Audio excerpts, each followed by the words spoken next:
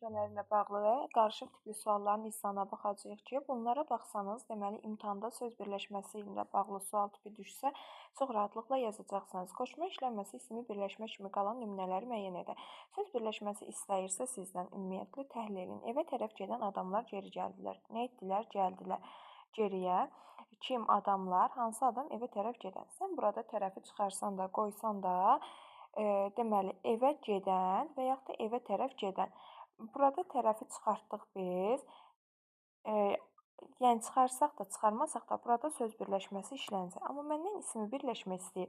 Bax, burada gedən mənim əsas tərəfim an, əndir. Deməli, burada feili birləşmədir. Yəni, o isim birləşməyə çevrilmir. Bir olan variantları çıxdım. Sənə görə aldığım materialları qaytar. Qaytar nəyi? Materialları. Hansı sənə görə aldığım.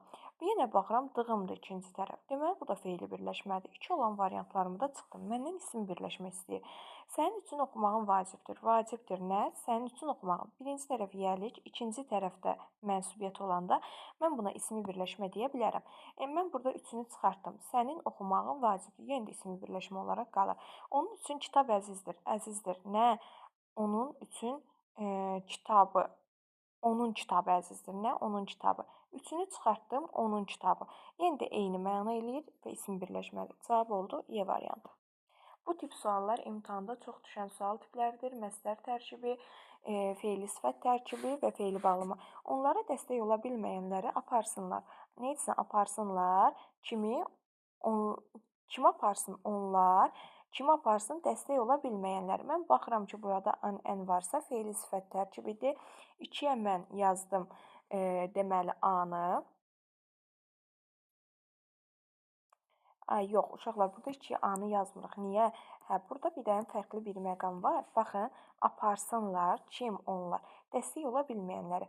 Baxın, uşaqlar, burada dəstək ola bilməmək müstəqil sözdür. Dəstək ola bilməmək bir sözdür. Bir sözdür deyə bu mürəkkəb sözdür. Fe'li sifət tərkibi demirsiniz buna.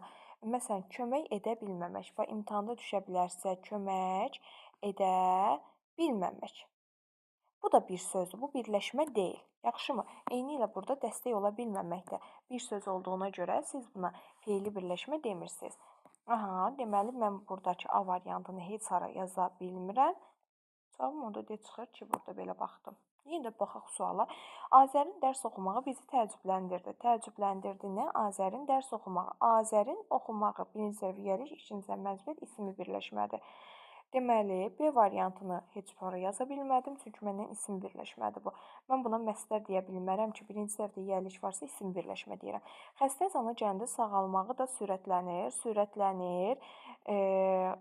Nə zaman? Xəstə cana gələndə. Anda əndə deyirəmsə, fe'li bağlama deyərəm buna. C-ni bura yazaq. Bəli, C var. Kənddə olmaq arzusu yoxdursa, bəhanə tapılar. Deməli, yoxdursa nə? Kənddə olmaq arzusu. Kənddə olmaq. Bax, kənddə olmaq burada fe'li birləşmədir, məsdər tərkibidir. Deyəsiniz, bəs müəllim, ol, et, bil, qıl demişdiniz ki, söz birləşməsi olmur. Burada olmaq, yaşamaq mənasını bildirir deyə müstəqil sözdür. Kənddə olmaq, kənddə yaşamaq arzusu deyirsən. Kənddə yaşamaq dediyinə görə sən buna məsdər deyə bilərsən. Birədir. Sonra bəzi elm uğrunda canını fəda edənlərdir. Bəzilər elm uğrunda canını fəda edənlərdir. Kim? An, ən varsa sən buna nə deyəcəksən? Fe'li sifət tərkibi ağlı başına gələndən sonra. İndi deyəsiniz, müəllim, an, ən var. Buna fe'li sifət tərkibi deyirik. Bax, sonra qoşma ilə işləyən fe'li sifət qoşma ilə işləyən. Amma ağlı başına gəlmək, bu hamısı bir yerdə frazoloji birləşmə olduğuna görə siz buna fe'li sifət tərkibi demirsiniz. Siz buna frazoloji birləşmə deyirsiniz. Burada birləşmə yaratmayın.